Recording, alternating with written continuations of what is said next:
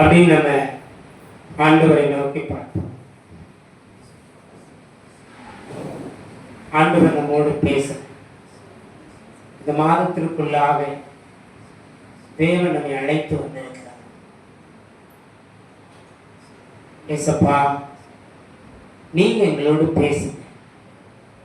மனிதன் அப்பத்தினாலே மாத்திரமல்ல, தேவனுடைய வாயிலிருந்து புறப்படும் ஒவ்வொரு வார்த்தைகளினாலே பிழைப்பான் என்று சொல்லி உடைய வேதவசனம் எழுதி இருக்கிறது. எங்களுக்கு கற்றுக் கொடுங்க. பாருங்க, பேச போகிறது நான் இல்ல, பேச போகிறது ஆவியானவர். நீங்க என்னை மறைத்து வெளிப்பட வேண்டும். இந்த மக்களுக்கு எதை குறித்து பேச வேண்டும், என்ன பேச வேண்டும் எனக்கு தெரியாது. ஆனால் மனிதன் முகத்தை பார்ப்பான், என்னுடைய தேவனோ இதயத்தை ஆராய்ந்து அறியக்கூடியது. உங்களுடைய இதய கஷ்டம் உங்க இதயத்துக்குள்ள என்ன இருக்குன்னு எனக்கு தெரியாது. நீங்க எந்த நோக்கத்தோடு இந்த இடத்துக்கு வந்து உட்கார்ந்துருக்கீங்கன்னு எனக்கு தெரியாது. ஆனா ஏசப்பாவுக்கு தெரியும். என் பிள்ளைங்க, என் மகன், என்னுடைய மகள் எதற்காக இந்த இடத்திற்கு வந்திருக்கிறீர்கள் என்று தேவனுக்கு தெரியும். சில நேரம் நான் வேதனையோடு கஷ்டத்தோடு இருக்கும் பொழுது அப்பா அப்படியே போய் ஜெபம் பண்ண, நிச்சயமா நான் ஜெபிக்கும் பொழுது ஏசப்பா பதில் கொடுப்பான். அதே போலதான் இன்னைக்கு நீங்க ஜெபிக்கும் பொழுது என்கிட்ட பேசுங்கப்பான்னு கேட்கும் பொழுது மனுஷன் பேச முடியாதுங்க. மனுஷன் பேசினா அது நமக்கு துக்கத்தை கொடுக்கும், நமக்கு வேதனையை கொடுக்கும், நமக்கு கஷ்டத்தை கொடுக்கும். இன்னைக்கு ஏசப்பா பேச போற, என்கிட்ட பேசுங்கப்பா, நீங்க பேசணும். இந்த இடத்திற்கு நீங்க நம்ம வாசித்த வசனம் லூக்கா எழுதின சுவிசேஷம் 8ஆம் அதிகாரம் 40. இயேசு அந்த இடத்திற்கு வந்தார், எல்லோரும் சந்தோஷப்பட்டார். அப்ப இயேசப்பா இந்த இடத்திற்கு வந்திருக்கிறார், நாம் சந்தோஷப்படுகிறோம். நமக்குள் ஒரு அளவற்ற ஒரு சந்தோஷம் நமக்குள் இருக்கிறது. நீங்க அந்த சந்தோஷத்தை மகிழ்ச்சியை யார் தருவார்? இந்த மனுஷன் தர முடியுமா? இந்த உலகம் தர முடியுமா? முடியவே முடியாது. ஏசப்பாட்ட கேட்போமா, எனக்கு நீங்க சந்தோஷத்தை கொடுங்கப்பா, எனக்கு நீங்க மகிழ்ச்சி கொடுங்க, என்னோடு நீங்க பேசுங்க. உங்க வசனம் என்கிட்ட பேசணும், உங்க வசனம் இன்னைக்கு என்கிட்ட பேசணும். நிச்சயமா ஏசப்பா பேசுவார். அன்பு கூறுவே இன்னும் அதிகமாய் ஆராதிப்பே, இன்னும் ஆழமாய் அன்பு கூறுவே இன்னும் அதிகமாய் ஆராதிப்பே, இன்னும் ஆர்வமாய் உம்மை முழு உள்ளத்தோடு ஆராதிப்பே, முழு பலத்தோடு அன்பு கூறுவே. ஆராதனை ஆராதனை ஆராதனை ஆராதனை ஆராதனை ஆராதனை ஆராதனை எபினேசரே எபினேசரே இதுவரையில் உதவி நீரே. எபினேசரே எபினேசரே இதுவரையில் உதவி நீரே. ஐயா இதுவரையில் உதவி நீரே. உம்மை முழு உள்ளத்தோடு ஆராதிப்பேன், முழு பலத்தோடு அன்பு கூறுவேன். ஆராதனை ஆராதனை ஆராதனை ஆராதனை. இதுவரை உதவி செய்தேன், இன்னும் எங்களுக்கு உதவி செய்யப்பா. இதுவரை எங்களை காத்தவர், இன்னும் எங்களை காப்பீங்க தகப்பனே. எங்களோடு பேசுங்க, எங்களோடு இடைபடுங்க. எங்களுடைய சுய வார்த்தை ஒன்று வரக்கூடாது. இயேசு கிறிஸ்துவின் நாமத்தில் ஜெபிக்கிறோம் நல்ல பிதாவே. ஹல்லேலூயா, ஹல்லேலூயா. புதிதாக வந்திருக்கிற பிள்ளைகளை நசரேயனாகிய இயேசு கிறிஸ்துவின் நாமத்தினாலே உங்களை இந்த ஏம கோவிலின் சார்பாக நாங்கள் குடும்பமாய் உங்களை நாங்கள் வாழ்த்துகிறோம். ஆண்டவர் உங்களை ஆசீர்வதிப்பாராக. தொடர்ந்து வாருங்கள். ஆண்டவர் உங்களை இன்னும் மென்மேலும் ஆசீர்வதித்து இந்த உலகத்திலே உங்களை பேர் பெற செய்வாராக. ஆமென்.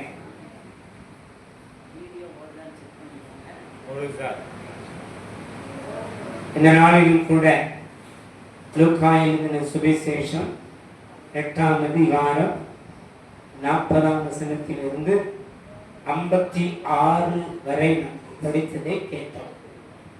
ஆண்டவர் அந்த வசனத்தில் 2 அற்புதங்களை செய்கிறார். 40லிருந்து 41லிருந்து 46 வரை ஒரு அற்புதம் நடக்கிறது. அடுத்து 47லிருந்து பார்க்கும் பொழுது 56 வரை இரண்டாவது ஒரு அற்புதம் நடக்கிறது.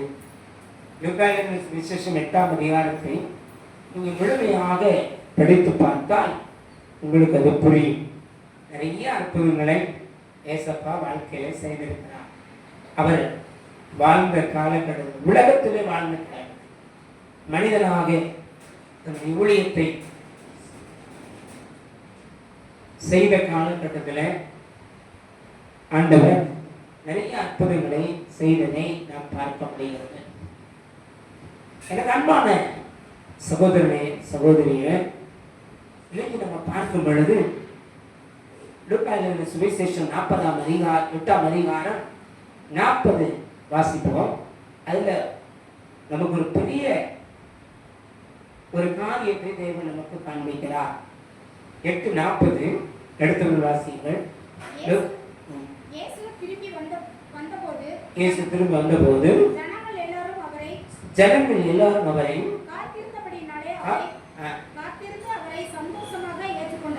சந்தோஷமாய் ஏற்றுக்கொண்டார்கள். ஹல்லேலூயா. எனக்கு அன்பானவர்களே, ஒரு பெரும் கூட்டம் இருக்கிறது. யாரை பார்ப்பதற்கு? ஏசப்பாவை பார்ப்பதற்கு. ஏசப்பா பார்க்கிறது. இன்னைக்கு உலக மனிதர்கள் எல்லாம் யாரை தேடி சென்று கொண்டிருக்கிறாங்க? நடிகர்களை, நடிகைகளை. அன்னைக்கு ஒரு யூடியூப்பை பார்த்தேன். ஒரு நடிகை ஒரு இடத்திற்கு வருகிறார். அவர்கள் வருகிறார்கள் என்று சொல்லி பெரும் கூட்டம் திரளாய் நிற்கிறார். கூட்டமாய் நிற்கிறார். ஒரு அரசியல் தலைவர் வருகிறார் என்றால் கூட்டமாய் நிற்கிறார். ஒரு சிறிது நேரம் அந்த சந்தோஷம் இருக்கும், அவ்வளவுதான். ஆனால் நம்முடைய ஏசப்பா இந்த உலகத்தை எல்லாம் படைத்து உருவாக்கிய தகப்பன் அங்கு வருகிறார். திரளான ஜனங்கள் அந்த இடத்துல கூடி இருக்கிறார்கள். அவர் வந்த உடனே அவ்வளவு மகிழ்ச்சி, அவ்வளவு சந்தோஷம். சின்ன பிள்ளையில ஒரு அழகான ஒரு பாடலை கற்றுக் கொடுப்பார். இயேசு வந்த வீட்டில் சந்தோஷம். அவர் கொடுக்கிற சந்தோஷத்தையும் சமாதானத்தையும் இந்த உலகம் கொடுக்க முடியாது. அவர் கொடுத்த சந்தோஷத்தையும் சமாதானத்தையும் இந்த உலகமோ யாரும் பறித்துக் கொள்ள முடியாது. ஆனால் உலகம் கொடுக்கிற சந்தோஷத்தையும் சமாதானத்தையும் எப்ப வேண்டுமானாலும் நம்மை விட்டு போய்விடும். அழகான ஒரு பாடலை எனக்கு சண்டே கிளாஸ்ல கற்றுக் கொடுத்தார். நிம்மதி எங்கே எங்கே என்று தேடி அழைந்தேன் நான், அது எங்கேயும் இல்லை, அது எங்கேயும் இல்லை. நிம்மதி எங்கே எங்கே என்று தேடி அழைந்தேன் நான், அது எங்கேயும் இல்லை, அது எங்கேயும் இல்லை. காரு, பங்களா, ஸ்கூட்டர் எல்லாம் வாங்கி பார்த்தேன் நான், நிம்மதி இல்ல, சந்தோஷம் இல்ல. காரு பங்களா ஸ்கூட்டர் எல்லாம் வாங்கி பார்த்தேன் நான், நிம்மதி இல்ல, சந்தோஷம் இல்ல. நிம்மதி எங்கே எங்கே என்று ஏழு அடைந்தேன் நான், அது எங்கேயும் இல்ல, அது எங்கேயும் இல்ல. தியேட்டர் சினிமா எல்லாம் நான் ஓடி பார்த்தேன் நான், நிம்மதி இல்ல, சந்தோஷம் இல்ல. நிம்மதி இல்ல, சந்தோஷம் இல்ல. அவர் கடைசியை ஆற்றவாரான். கடைசியாக இயேசுவினுடைய பாதபடியிலே வந்து நிற்கிறார். அங்கேதான் அவனுக்கு நிம்மதி இருக்கிறது. ஹல்லேலூயா. இந்த உலகம் கொடுக்கிற நிம்மதி, சந்தோஷம் எல்லாம் அது கொஞ்ச காலம், அது அழிந்து போகக்கூடிய, அது நிரந்தரமற்றது. ஐயா, கோடி கோடியா பணம் இருக்கலாம், பெரிய லட்சங்களை வைத்திருக்கலாம், கார் வைத்திருக்கலாம், விலை உயர்ந்த கார்கள், பங்களா எல்லாம் இருக்கலாங்க. ஆனா வாழ்க்கையில நிம்மதி இல்லையே, வாழ்க்கையில சந்தோஷம் இல்லையே. எத்தனை நாட்கள் நிம்மதிக்காக ஏங்கி ஓடிக்கொண்டிருக்கிறார், சந்தோஷத்திற்காக ஏங்கி ஓடிக்கொண்டிருக்கிறார். என் அண்ணனுடைய நண்பர் ஒருவர் உண்டு. சென்னையில ஒரு நாள் அவரை சந்திக்க நேரிட்டது. அவரை சந்திப்பதற்காக நான் போகல, நானும் என் அண்ணன் இருக்கும் பொழுது அந்த இடத்திற்கு அவர் கடந்து வந்தார். அவருடைய மாமனார் ஒரு மினிஸ்டர், பழைய மந்திரி. தன்னுடைய சொந்த குடும்பத்திற்கு அவர் போகிறார் என்றால் கையில ஒரு தண்ணீர் பாட்டிலோட தான் போவார். அங்க இருக்கிற சாப்பாடு சாப்பிட மாட்டார், அந்த வீட்டில் இருப்பார். அவர் விலைக்கு வாங்கிட்டு போகிற அந்த தண்ணி பாட்டில் தான் அவர் தண்ணி குடிப்பார். ஏன்னா பயம், தண்ணியில கலந்துருவாங்களோ என்கிற ஒரு பயம். ஏன்னா ஏதோ ஒரு ஜோசியக்காரன் ஏதோ சொல்லிட்டாங்க, அந்த குடும்பம் அவரை பழிவாக துடித்துக் கொண்டிருக்கிறார். எனக்கு அன்பானவர்களே, சொந்த வீட்டிற்குள்ளே, சொந்த குடும்பத்திற்குள்ளே நிம்மதி இல்லை. ஆனா அவ்வளோ பெரிய கூட்டத்திற்கு நடுவே உங்களையும் என்னையும் பெயர் சொல்லி அழைத்த தேவன் அந்த இடத்திற்கு வரும் பொழுது சந்தோஷமாய் சந்தோஷமாய் எல்லோரும் சந்தோஷப்படுறாங்க. ஹல்லேலூயா. எனக்கு அன்பானவர்களே, இந்த உலகம் நம்ம என்ன வேண்டுமானாலும் பேசலாம், எப்படி வேண்டுமானாலும் பேசலாம், நம்ம மாற்றுத்திறனாளி என்று ஒதுக்கலாம், சிலர் நக்கலாக சிரிக்கலாம், சிலர் ஏளனமாக சிரிக்கலாம். நக்கலாக ஏளனமாக சிரிக்கும் பொழுதுதான் என் ஆண்டவராக இயேசு கிறிஸ்து அந்த இடத்தில் செயல்படுகிறார். ஹல்லேலூயா. உங்களையும் என்னையும் பெயர் சொல்லி அழைத்த தேவன் உண்மையுள்ளவராக இருக்கிறார். அவர் ஜீவனுள்ளவர்ங்க. நான் மரித்தேன், ஆனாலும் சதா காலங்களில் உயிரோடு இருக்கிறேன். எத்தனையோ குடும்பங்கள் பிரிந்து காணப்படுகிறது. சில குடும்பங்களிலே சந்தோஷம் இல்லை, சில குடும்பங்களிலே சமாதானம் இல்லை. கணவன் மனைவிக்கு இடையே பிரிவினை.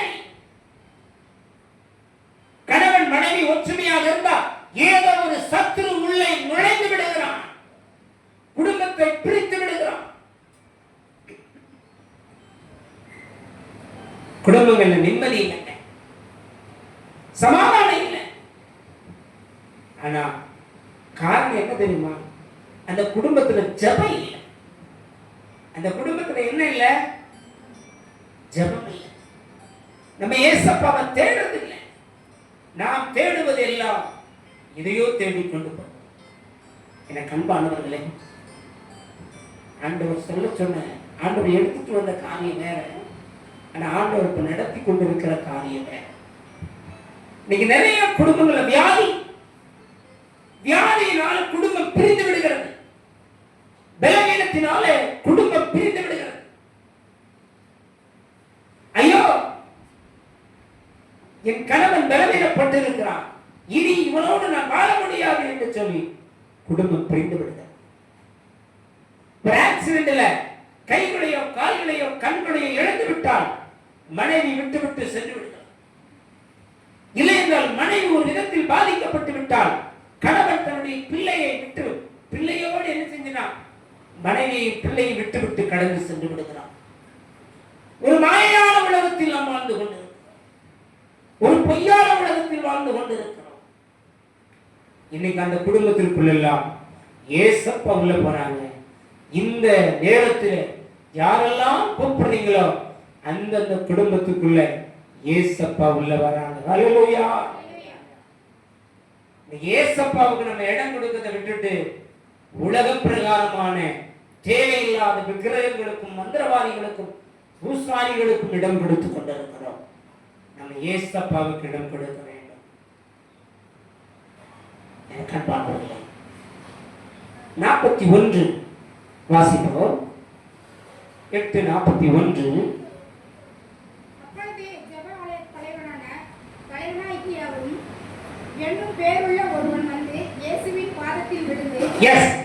நீங்கள் அதை பார்க்கும் பொழுது ஜெபஆலய தலைவனாகிய எபேரு இயேசுவினுடைய பாதத்தில் வந்து விழுகிறான். முதலாவது இந்த அற்புதத்தை பார்க்கும் பொழுது எபேருடைய ஜெபஆலய தலைவனுடைய மகள் மிகவும் உயிருக்காக போராடி கொண்டிருக்கிறார், ஜீவனுக்காக போராடி கொண்டிருக்கிறார். ஒரு பயங்கரமான பலவீனம் அவளை ஆட்கொண்டு விட்டது. எனக்கு கேட்கிற சகோதரனே சகோதரியே, ஏதோ ஒரு பலவீனம், ஏதோ ஒரு சுகவீனம், இந்த பலவீனத்தில் இருந்து இந்த சுகவீனத்தில் இருந்து தேவன் எனக்கு விடுதலை கொடுக்க மாட்டாரா? இந்த பலவீனம் என்னை விட்டு நீங்காதா? இந்த சுகவீனம் என்னை விட்டு போகாதா? என் வாழ்நாள் எல்லாம் நான் மாத்திரை மருந்துகள் சாப்பிட்டுக் கொண்டுதான் இருக்க வேண்டுமா? இல்லை, நிச்சயமாக உங்கள் வாழ்க்கையில நீங்கள் ஏசப்பாவிடம் தேடி வரும் பொழுது எவர் என்ன செய்கிறான், இயேசு எங்க இருக்கிறார் என்பதை பார்த்து தேடி வருகிறார். தேடி வந்து அவருடைய ஏசப்பாவுடைய பாதத்தில் விழுகிறான். நீங்கள் நானும் யாரை தேடி போய் கொண்டிருக்கிறோம்? யாருடைய பாதத்தில் விழுந்து கிடக்கிறோம்? கொஞ்சம் யோசித்து பாருங்க. நம்ம தேடுறதில்லை, அவர் பாதத்தில் அமர்வதில்லை. இயேசுப்பாவை தேடாமே நமக்கு அற்புதம் வேணும்னு நினைக்கிறோம். இது எப்படி நடக்கும்? எப்படி நடக்கும்?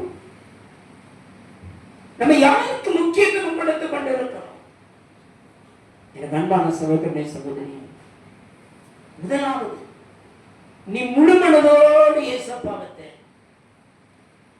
பாதி இங்க பாதி அங்க. ஒரு கால் சேத்துலையும் ஒரு கால் சகதியிலையும் எதுலையும் வைக்க முடியுமா? நிலத்திலையும் தண்ணியிலையும் வைக்க முடியுமா? முடியாது. நீங்கள் எந்த பக்கம் இருக்கிறீர்கள்? உலகத்தின் பக்கமா, இல்லை என்றால் ஏசப்பாவின் பக்கம்? நீங்களும் நானும் ஏசப்பாவின் பக்கத்தில் இருக்க வேண்டும். ஆண்டவராக இயேசு கிறிஸ்துவிடத்தில் கடந்து வந்திருக்கிற நாம் முழு மனதோடு நிற்க. எபேரு வந்து விழுகிறான். தன்னுடைய மகளுக்கு பலவீனப்பட்டிருக்கிறார். இயேசுவை கூப்பிடுவதற்காக, தன்னுடைய மகளை பார்த்து ஜெபிப்பதற்காக அழைக்க வந்திருக்கிறார். 42 வாசிங்க. தன் வீட்டுக்கு வரும்படி அவளை வேண்டிக் கொண்டான். அவர் போகையில் திரளான ஜனங்கள் அவரை நெருங்கினர். முதலாவது ஏசப்பாவை தேடி யார் வரா? எபேரு. இரண்டாவது அவருடைய பாதத்தில். மூன்றாவது என்ன செய்கிறார்? தன்னுடைய வீட்டிற்கு வரும்படி அழைப்பு கொடுக்கிறான். எனக்கு அன்பான சகோதரனை சகோதரி, உங்களுடைய இருதயத்திற்குள் ஏசப்பா, ஏன் இருதயத்துக்குள்ள நீங்க வாங்க. நம்ம இருதயத்துக்குள்ள ஏசப்பாவுக்கு நம்ம இடம் கொடுக்கிறோமா?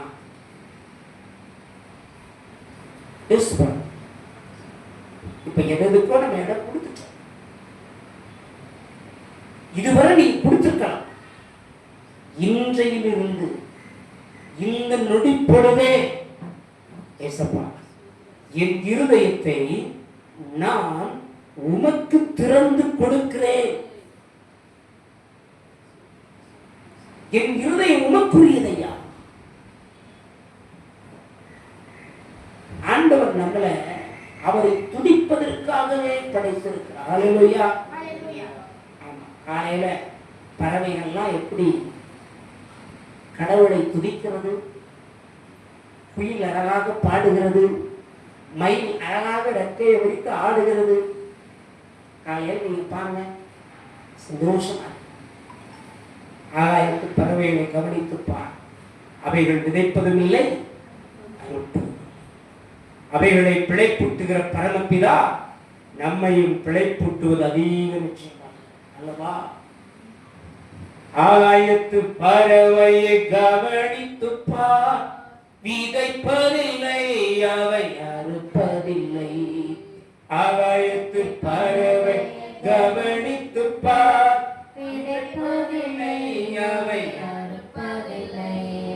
அவைகளை பிழைப்பூட்டும் பரமபிதா அவர் நம்மையும் நடத்துவது உண்மை அல்லவா? அவைகளை பிழைப்பூட்டும் பரமபிதா அவர் நம்மையும் நடத்துவது உண்மை அல்லவா? எனக்காக யாவற்றையும் செய்தவரே, எனக்கு இனி பயமில்லை உலகினிலே. எனக்காக யாவற்றையும் செய்தவரே, எனக்கு இனி பயமில்லை உலகினிலே. எனக்காக யாவற்றையும் செய்ததினால் நான் ரட்சிப்பின் பாத்திரம் ஏந்தி தொழுதிடுவேன். எனக்காக யாவற்றையும் செய்ததினால் நான் ரட்சிப்பின் பாத்திரம் ஏந்தி தொழுதிடுவேன். அப்போ ஆகாயத்து பறவைகள் தேவனை எப்படி துதிக்கிறது? இன்னைக்கு நமக்கு ஒரு பலவீனம் வந்துச்சுன்னா, ஒரு சுகவீனம் வந்துச்சுன்னா ஐடியா கேட்கலாம். உடனே டாக்டர்கிட்ட ஒரு நல்லதுதான், ஆனா ஏசப்பாட்ட சொல்லணுமா? ஏசப்பாட்ட நம்ம கேட்டோமா? ஏசப்பா, நீங்க ஊசி போடுறது, மாத்திரை மருந்து சாப்பிடுறது தவறு நான் சொல்லலை. ஆனா ஏசப்பாட்ட எனக்கு இந்த பலவீனத்திலிருந்து விடுதலை கொடுங்கப்பா, இந்த சுகவீனத்திலிருந்து விடுதலை கொடுங்கப்பா. இன்னைக்கு இருக்குதே இருக்கு, எல்லா ஊழியக்காரங்க நம்பரையும் வாங்கி வச்சிடுறாங்க. ஒரு பலவீனம் வந்துருச்சு, ஒரு நெருக்கடி வந்துருச்சு, அப்படியே நம்பரை சுழற்று அடிக்கிறது. அந்த ஊழியக்காரருக்கு பேசலாமா, அந்த ஊழியக்காரருக்கு பேசலாமா? எல்லாரை விட மேலான ஊழியக்காரர் யாரு? ஆண்டவராகிய இயேசு. நம்ம ஏசப்பாட்ட பேசுறோமா? ஏசப்பாட்ட நம்ம சொல்றோமா? ஏசப்பா, எனக்கு இந்த பலவீனம் வந்துச்சப்பா, இந்த சுகவீனம் வந்துச்சப்பா, எனக்கு விடுதலை கொடுங்க நம்ம கேட்கிறோமா? அன்பான சகோதரி சகோதரி, அந்த நேரத்துல வீட்டுக்கு கூப்பிடுறாரு. கூப்பிடும் போது நீங்க 43 வாசிக்கும் பொழுது ஒரு 12 ஆண்டு ஒரு பெரும்பாலான ஸ்திரீ இயேசு வாரான்னு கேள்விப்பட்டு அந்த இடத்திற்கு வருகிறார். தன்னுடைய சொத்துக்கள் எல்லாம், ஆஸ்திகள் எல்லாம் விற்று, எவ்வளவு பணக்காரங்களா இருந்திருப்பாங்க பாருங்க. எல்லாத்தையும் செலவழிச்சிட்டான். ஆனா என்ன இல்லை? சுகம் இல்லை. சுகத்திலிருந்து விடுதலை கிடைக்கலைங்க. தன்னுடைய பலவீனத்திலிருந்து விடுதலை கிடைக்கும். இன்னைக்கு நிறைய டாக்டர்மார் அப்படிதான் இருக்கிறாங்க. ஆமா, நான் குறை சொல்லல. சில மருத்துவர்கள் பணம் சம்பாதிப்பதற்காகவே இன்னைக்கு வந்துட்டாங்க. எல்லா மருத்துவர்களும் கிடையாது. உண்மையா உத்தமமா கடவுளுக்கு பயந்து ஊழியம் செய்யற டாக்டர் மருத்துவர்கள் இன்னைக்கு இருக்கிறாங்க. உண்மையான அன்பான மருத்துவர்கள் இருக்கிறாங்க, செவிலியர்கள் இருக்காங்க. ஆனா பணம் சம்பாதிப்பதற்காகவே சில மருத்துவர்கள் இருக்காங்க. ஒரு காலத்துல நமக்கு பல்லு வலினா டாக்டர்கிட்ட போவோம். டாக்டர் ஒன்று பல்ல புடுங்குவார், இல்லை பல்லுக்கு ட்ரீட்மெண்ட் பார்ப்போம். இன்னைக்கெல்லாம் சில மருத்துவர்கள் சில ட்ரிக்கு கையாளுறாங்க. உடனே ஸ்கேன் எடுத்துட்டு பார்த்த உடனே பரவாயில்ல, ஒன்றும் பிரச்சனை இல்லை, ஆனா ஒரு பெரிய டாக்டர் வருவார், நாளைக்கு வருவார், ஆனா நீங்க நாளைக்கு வாங்க. பெரிய டாக்டர் வந்தோன்னா அவரே போன் அடிப்பார். யார் போன் அடிப்பார்? சின்ன டாக்டர் போன் அடிப்பார். பெரிய டாக்டர் வந்துட்டாரு, வாங்க. இது எந்த காலத்துலயும் நடந்திருக்கா? இல்ல. இன்று பணம் சம்பாதிப்பதற்காக சிலர் புறப்பட்டு விட்டார். நம்ம கவனமா இருக்கணுங்க, ஜெபம் பண்ணுங்க. ஏசப்பா சரியான மருத்துவத்தை கூட்டிட்டு போங்க, சரியான டாக்டர்கிட்ட கூட்டு போங்க. எல்லாம் செலவழித்து விட்டேன், ஆனா விடுதலை. கடைசியா ஏசப்பா அந்த இடத்திற்கு வருகிறார் என்று கேள்விப்பட்டு எப்படியாகிலும் அவருடைய அங்கே வேண்டுமானாலும் தொட்டிவிட வேண்டும். அங்கில லைட்டை கை பட்டாலே போதும், நான் விடுதலை பெற்று விடுவேன். அப்படி நீங்க 44 வாசிங்க. லூக்கா 8:44. அவருக்கு பின்னாக வந்து அவருடைய வஸ்திரத்தின் ஓரத்தை தொட்டாள். உடனே அவள் பெரும்பாலும் நின்று போயிட்டாள். ஆமென், ஹalleluya. ஆண்டவருடைய வஸ்திரத்தை லைட்டாக தொட்டாள், பின்னால ஓடி வந்தா, வஸ்திரத்தை தொட்டால் விடுதலை பெற்றாள். ஹalleluya. ஆண்டவரை தேடி வரும் பொழுது, ஏசப்பாட்ட வரும் பொழுது, ஏசப்பா எனக்கு நீங்க தான்ப்பா விடுதலை கொடுக்கணும். என் விண்ணப்பத்தை கேட்பவரே, என் கண்ணீரை காண்பவரே, சுகம் தருபவரே, ஸ்தோத்திரம் ஏசையா. என் விண்ணப்பத்தை கேட்பவரே, என் கண்ணீரை காண்பவரே, சுகம் தருபவரே, ஸ்தோத்திரம் ஏசையா. ஆண்டவருடைய பாதப்படியில ஆண்டவருடைய அங்கியை தொடுகிறார், விடுதலை கிடைக்கும். அந்த நேரத்திலே விடுதலையை பெற்றுக்கொள்ள. ஐயா, எப்படியா நடக்கும்? நடக்கும். நீ விசுவாசித்தால் தேவனுடைய மகிமையை காண்பாய்.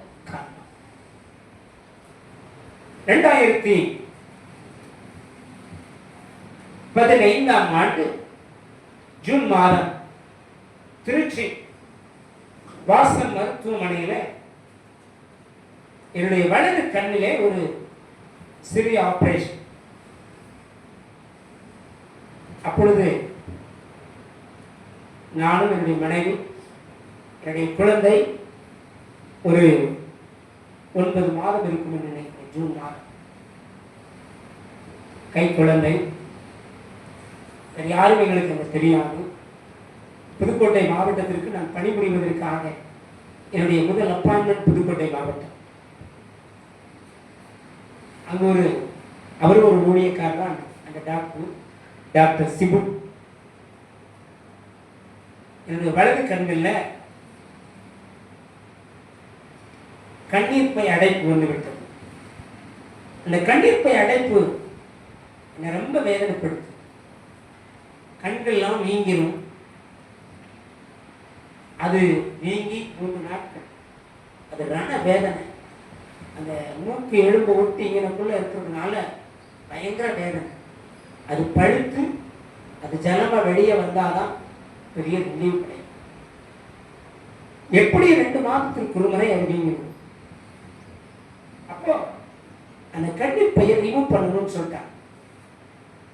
அது நிறைய ஆண்டவர் செஞ்ச நிறைய அற்புதங்கள்லாம் இருக்குது. ஆனால் நான் இப்போ இதை மட்டும் சொல்றேன். அப்போ ரிமூவ் பண்ணுன்னு சொல்லிட்டாங்க. ஓகே, ஆப்ரேஷன் பண்ணியாச்சு. ஆனால் எனக்கு சில டேப்லெட், சில ஊசி, இன்ஜெக்ஷன் எனக்கு ஒத்துக்கொள்ளும். அப்போ என்ன செய்வது? அந்த ஆப்ரேஷனுக்கு முன்னால் அவங்க ஒரு மயக்க இன்ஜெக்ஷன் போடணும். அதை கூட பரிசோதனை செய்துவிட்டு தான் போட்டாங்க.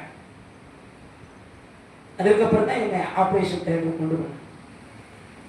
அப்ப ஆபரேஷன் முடிந்து வெளியே வரும் பொழுது பெயின் இன்ஜெக்ஷன் போடல, பெயின் டேப்லெட்டும் போடல.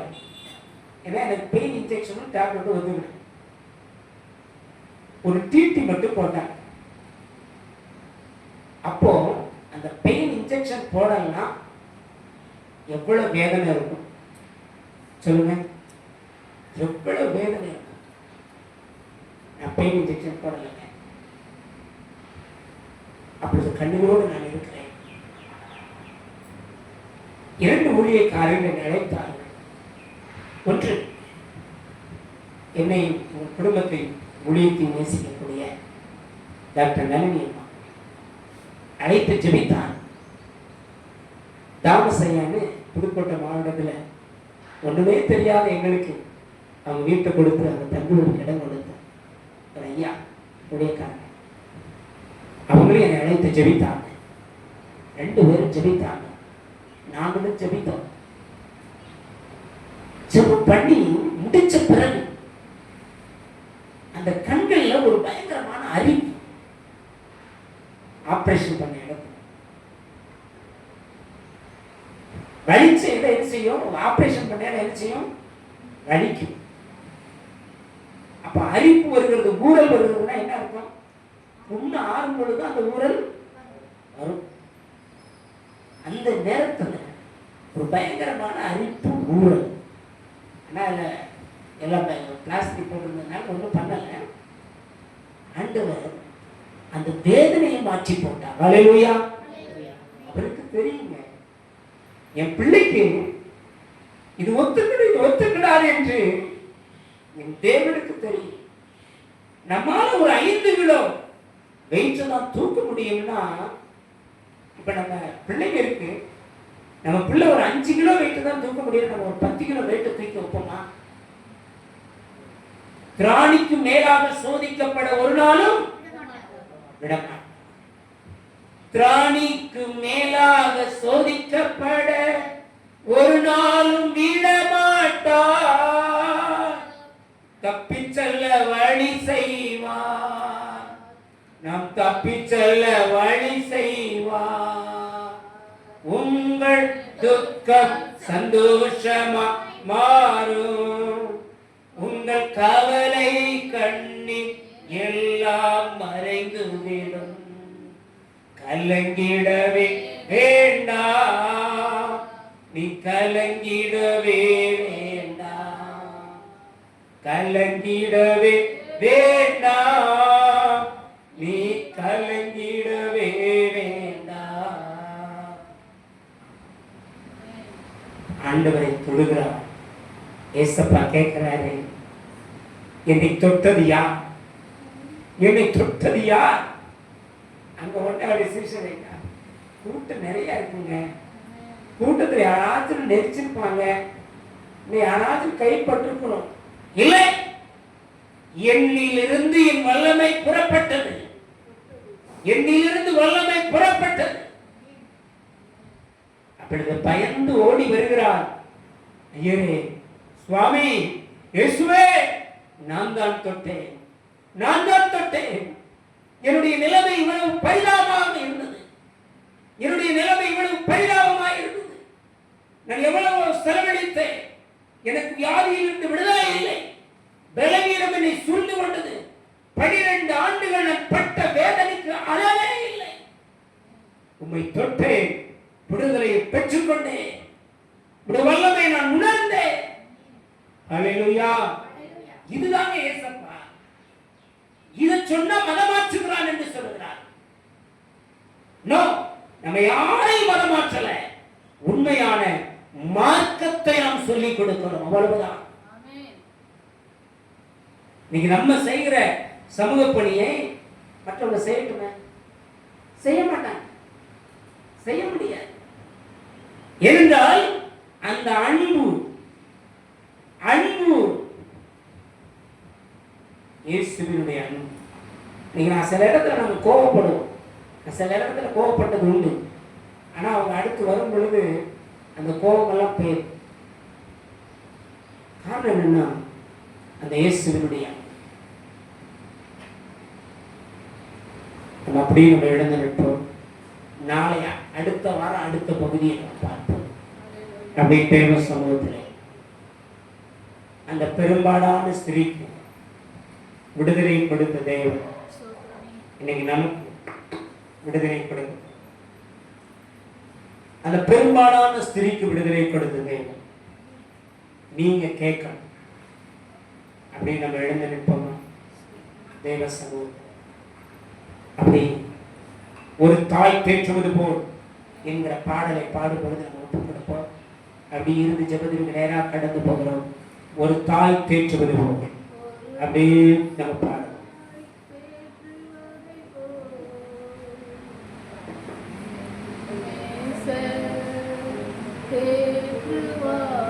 நீ நம்ம ஒப்பு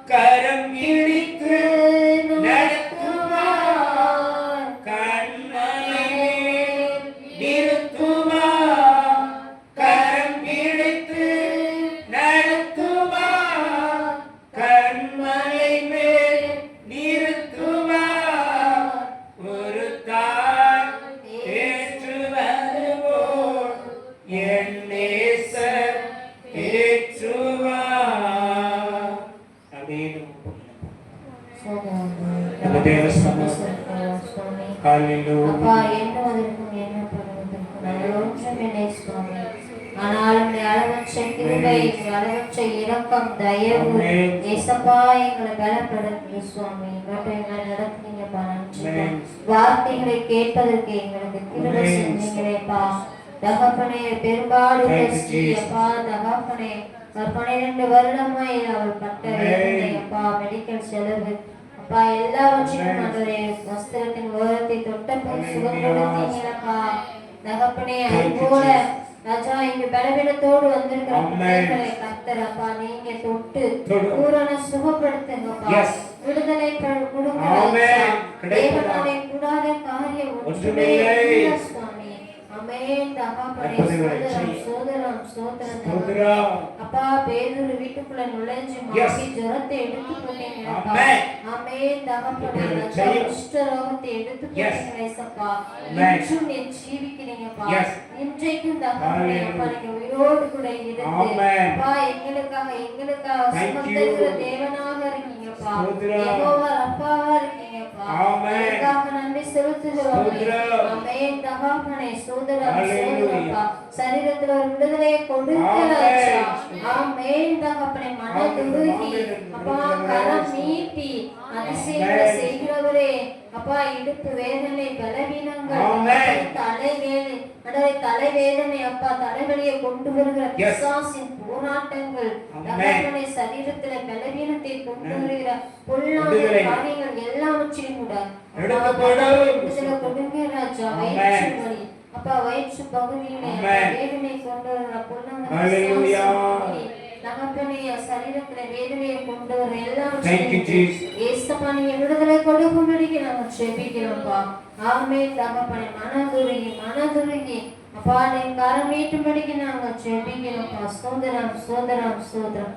மனமேலும் தேவம் இயேசு சுகம் தந்து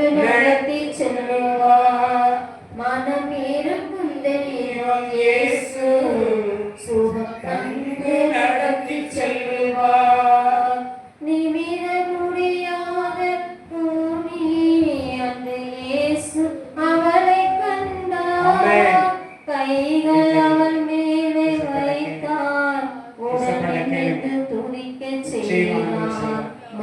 யார் விரும்பியா போக மாட்டீங்க. தெய்வம் இயேசு முழுமையான ஆசீர்வாதத்தோடு போவீங்க. தந்தை ஒரு விடுதலையோடு போவீங்க. நடத்தி விடுதலையோடு பேதுரு வீட்டுக்குள் நுழைந்தார். மாமின் கரத்தை பிடித்து தூக்கினார்.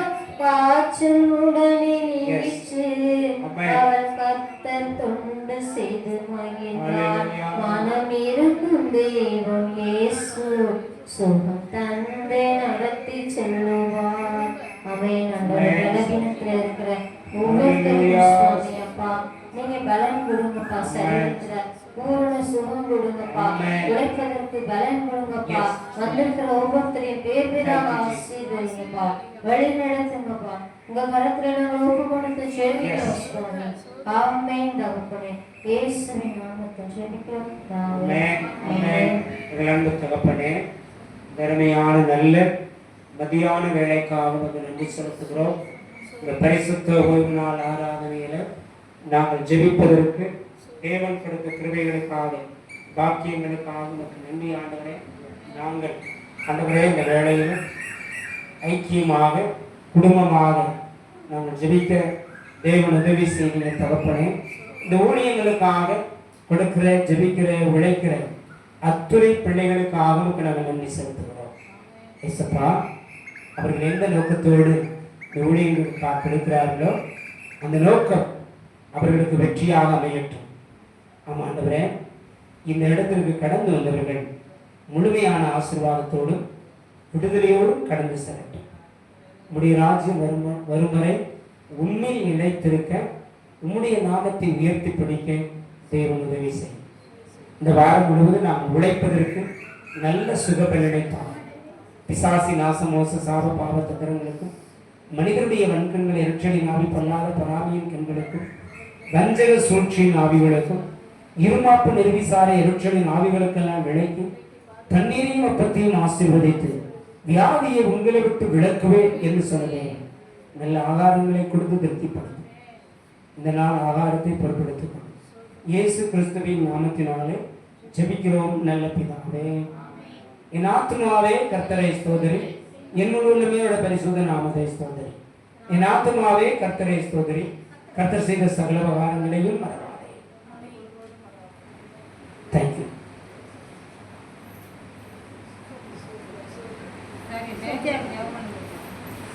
சரண்யா